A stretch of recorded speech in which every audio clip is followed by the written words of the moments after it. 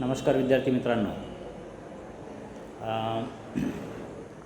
बी ए third सेमिस्टरमध्ये आपण Marathi literature या विषयात तुकारामांचे निवडक 100 अभंग पाहत आहोत। याआधी आपण 12 अभंग तुकारामांचे 12 अभंग आपण पाहिलेले आहेत। या अभंगांमध्ये आपण पाहिलं की तुकारामांनी त्यांच्या जीवनामधील संकट, त्यानंतर त्यांच्या मनात परमेश्वर बाबतीविषयी असलेली निष्ठा, आवड आणि परमेश्वर त्यांना प्राप्त होत नाही अशा स्थितीत त्यांच्या मनाची असलेली अवस्था ही आपण पाहिलेली आहे। या अभंगामध्ये सुद्धा आपल्याला असं दिसते की तुकारामांना परमेश्वर हा अजूनही प्राप्त झालेला नाही आणि अशा स्थितीमध्ये त्यांनी परमेश्वराला थोडा डिवचण्याचा प्रयत्न केलेला आहे। तुकारामांनी परमेश्वराला असं म्हटलेलं आहे की हे परमेश्वरा, तू जो आहेस तो माझ्यामुळं आहेस। म्हणजे मी भक्त आहे आणि भक्तच जर नसतील तर परमेश्वराला परमेश्वर असं म्हणेल कोण? आणि म्हणून माझ्यामुळं तुझं अस्तित्व आहे। जरी मी नवतो पतित तरी तू पावन कैचा येथ। मी पतित आहे आणि म्हणून माझा उद्धार करणारा म्हणून तू पावन आहेस। जर मीच पतित नसतो तर तुला पावन कोण म्हटलं असतं? तू जगाचं कल्याण करता असं कोण म्हटलं असतं? कारण जगामध्ये दुःख आहे, जगाचं कल्याण व्हावं असं जगाला वाटते आहे आणि त्यामुळेच तुझी निर्मिती झालेली आहे। तेव्हा माझ्या अस्तित्वावर तुझं अस्तित्व टिकून आहे। जरी मी नव्हतो पतित तरी तू पावन कैचा येथ। मी जर पतित नसतो तर तुला पावन असं कोण म्हटलं असतं? म्हणोनी माझे नाम आधी मग तू पावन कृपानिधी। म्हणून मी आधी आहे, माझ्यानंतर तू आहेस। माझं नाव जे आहे ते आधी घेतलं जाईल आणि त्यानंतर तुला पावन म्हटलं जाईल। कारण भक्तच जर नसेल तर देवाचं अस्तित्व राहणार नाही आणि म्हणून भक्त आधी आणि त्यानंतरच त्या भक्ताचं कल्याण करणारा पावन असा तो कृपानिधी। कृपानिधी म्हणजे परमेश्वर, त्या भक्तांना पावन करणारा, भक्तांचं कल्याण करणारा असा तो कृपानिधी।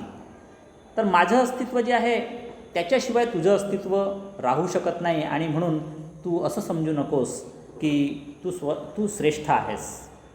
लोहे महिमान परिसा नाही तरी दगड जैसा। लोहाला जे काही श्रेष्ठत्व, त्याचा जो महिमा आहे, त्याला म्हणजे परिसाचा जो काही महिमा आहे तो लोखंडामुळे आहे। लोहो महिमान परिसा। परिसाला जर लोखंडाचं सोनं तो परिस करतो हे आपल्या सर्वांना माहीत आहे। पण लोखंडच जर नसता तर, लोखंडच जर नसेल तर परिस हा केवळ दगडासारखा राहील। तो अन्य कोणत्याही धातूला, अन्य कोणत्याही वस्तूला त्याचा स्पर्श झाला तर ते काही सोनं बनत नाही। फक्त लोखंडालाच स्पर्श झाला परिसाचा तरच ते लोखंड जे आहे ते सोनं बनते असं आपण ऐकतो आहोत। आणि अशा स्थितीमध्ये लोखंडामुळे परिसाचं महत्त्व आहे, लोखंडामुळे परिसाला मान आहे, महिमा आहे। लोखंडामुळे परिसाचा महिमा आहे, नाहीतर तो केवळ एक दगड आहे। तुका म्हणे याचक भावे कल्पतरू मान पावे। त्याचप्रमाणे दुसरं उदाहरण तुकाराम देतात की कल्पतरूला सुद्धा मान कशामुळे आहे? याचकांमुळे आहे। याचक जर त्या झाडाखाली येऊन काही मागणंच मागणार नाहीत, काही याचनाच करणार नाहीत, आपली मनोभावनाच ती व्यक्त करणार नाहीत, तर तो कल्पतरू जो आहे तो केवळ एखाद्या सर्वसामान्य झाडासारखाच राहील।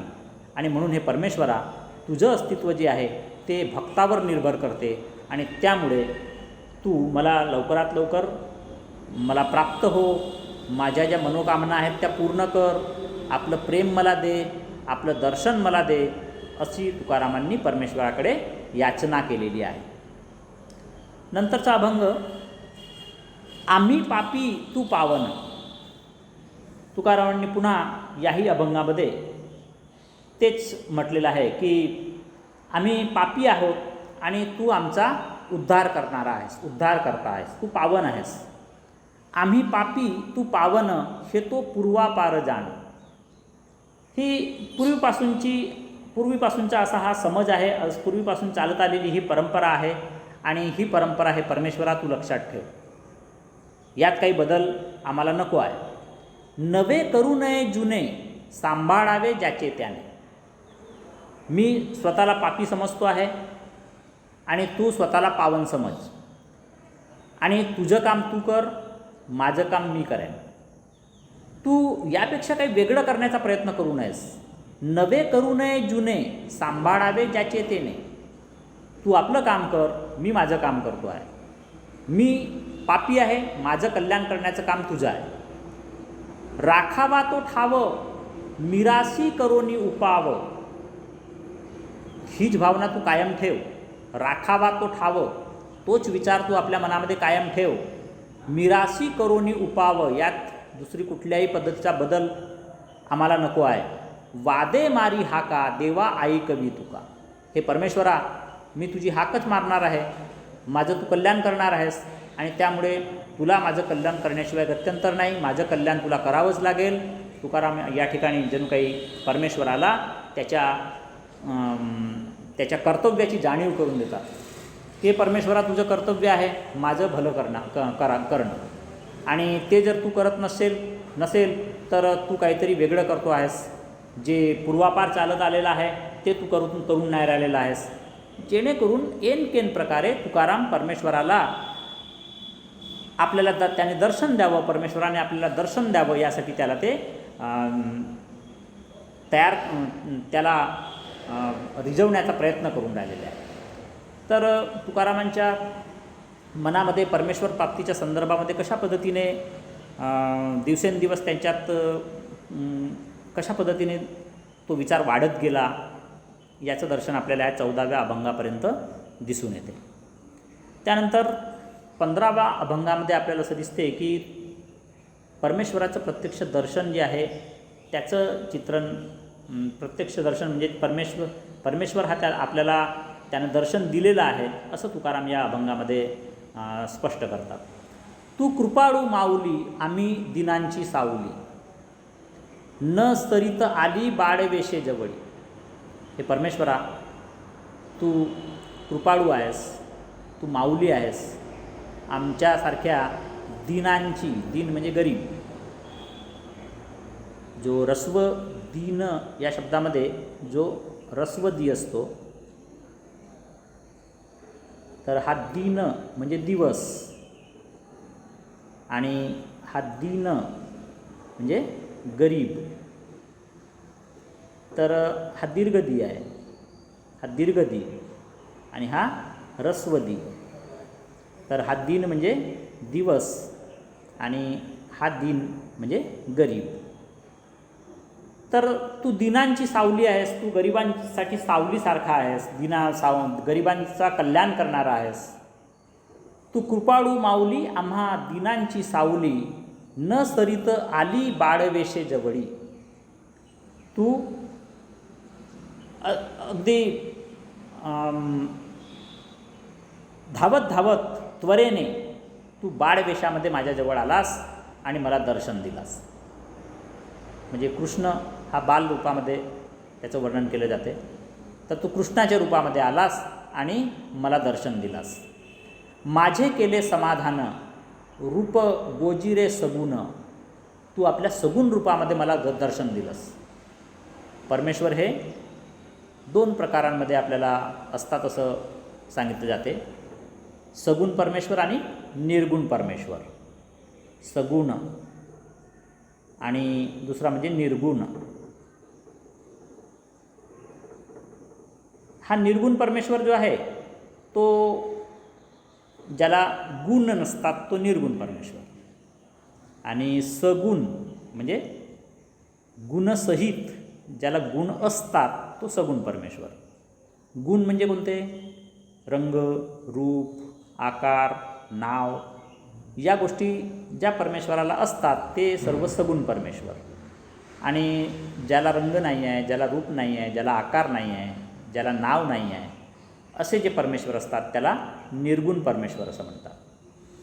तर सगुण परमेश्वर जर म्हणायचं झालं तर आपल्याला दिसते की ज्याला आपण राम म्हणतो, हनुमंत म्हणतो, कृष्ण म्हणतो, शिव म्हणतो, म्हणजे ज्याचं नाव घेतल्यानंतर त्याची प्रतिकृती, त्याचा चेहरा किंवा त्याचं एकंदर रूप आपल्या डोळ्यासमोर येते, तर ते सर्व परमेश्वर म्हणजे सगुण परमेश्वर. आणि जे परमेश्वर ज्याला नाव नसते, ज्याला रंग नसतो, ज्याला आकार नसते, पण ते आहे असं आपण मानतो, ते म्हणजे निर्गुण परमेश्वर.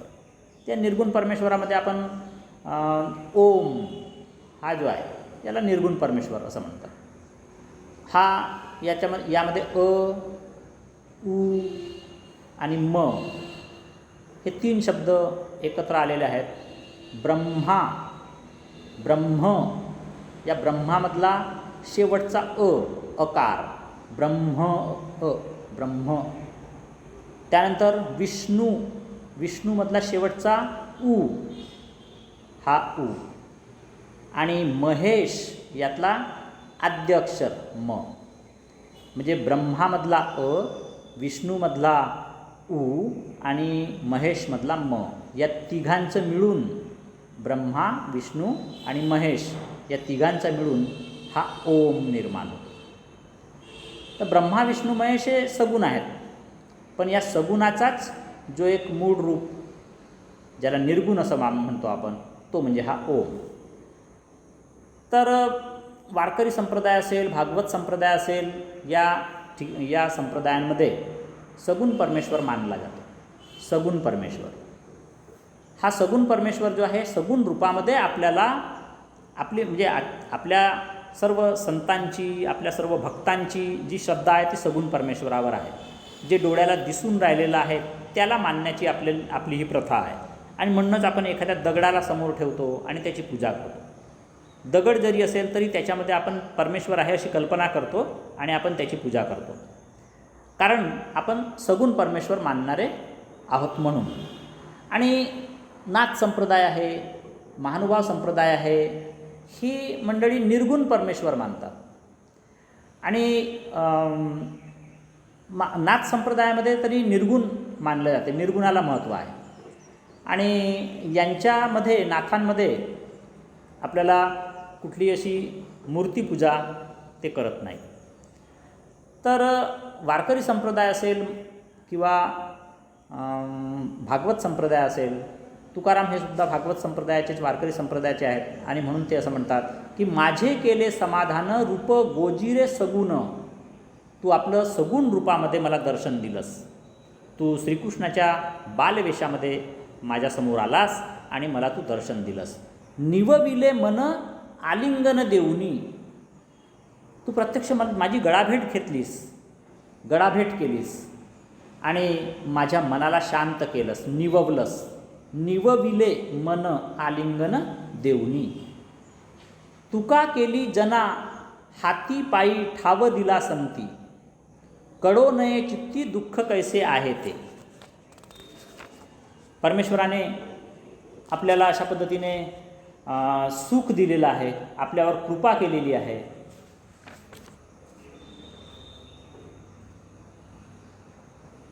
त्याचप्रमाणे आपले जे काही सोबती आहेत, आपल्या आजूबाजूचे जे काही जनमानस आहेत, आपले आजूबाजूचे जे कोणी संत आहेत, त्या संतांनीसुद्धा आपल्याला फार मोठी आपल्यावर कृपा केलेली आहे. जनांच्या हातूनही माझ्यावर फार मोठी कृपाच झालेली आहे.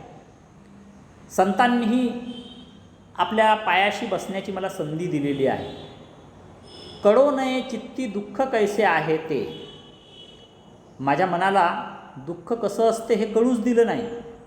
या संतांनीसुद्धा माझ्या मनाला दुःख कसं असते हे कळू दिलं नाही. या जनांनीसुद्धा माझ्या मनाला दुःख कसं असते हे कळू दिलं नाही. आणि एकंदरीतच या संतांनी आणि या सर्वसामान्य माणसांनीसुद्धा मला एक प्रकारे सुख दिलेलं आहे, माझ्यावर त्यांनी कृपा केलेली आहे. तुका म्हणे मी अन्यायी, क्षमा करीवो माझे आई. आतापर्यंत तुकाराम हे परमेश्वराला बरंच काही बोलले, पण या सर्वच गोष्टींचं तुकारामांना दुःख आहे, कारण त्यांना परमेश्वराची प्राप्ती हवी होती. परमेश्वराचं दर्शन हवं होतं आणि म्हणून ते तुकारामांना आपुलकीच्या भावनेतून ते बोलले. म्हणजे तुकारामांनी त्याचं स्पष्टीकरणही पुढं केलेलं आहे की ज्या पद्धतीने एखादा बाप असतो आणि त्याचा मुलगा असतो. मुलगा जो असतो तो लढीवाडपणे जेव्हा बोलायला शिकतो तेव्हा त्यानं आपल्या वडिलाला समजा आपल्या बापाला सुद्धा अबे म्हटलं तरीसुद्धा बापाला उलट त्याचा लाड येतो, तो काही त्या ठिकाणी रागावत नाही. अगदी त्याच पद्धतीने परमेश्वरसुद्धा आपल्याला एक छोटासा बालक समजून आपल्याला ते क्षमा करतील असा त्यांचा विश्वास आहे. तर तुका म्हणे मी अन्यायी क्षमा करी ओ माझे आई, हातापुढे काही तुझं घालू साकडे. आता म्हणे मी तुला कुठल्याच पद्धतीने कुठलंही साकडं घालणार नाही, कुठलंही दुसरं काही मागणार नाही. तुला मला तुझं दर्शन झालं एवढंच मला हवं होतं आणि या व्यतिरिक्त मला दुसरं काहीही नको असं तुकाराम या ठिकाणी म्हणतात. तुकारामाचं जो काही तुकारामांची जी इच्छा आहे ती हीच आहे की परमेश्वर प्राप्ती नको आहे तुकारामांना, परमेश्वराचं प्रेम हवं आहे. म्हणजे ज्ञानोत्तर भक्तीवर तुकारामांचा भर आहे. ज्ञानोत्तर भक्ती म्हणजे ज्ञानाची प्राप्ती झाल्यानंतरही परमेश्वर हा परमेश्वराच्या सोबत असली पाहिजे. ज्ञानोत्तर भक्ती तिला म्हणायचं ज्ञानोत्तर भक्ती.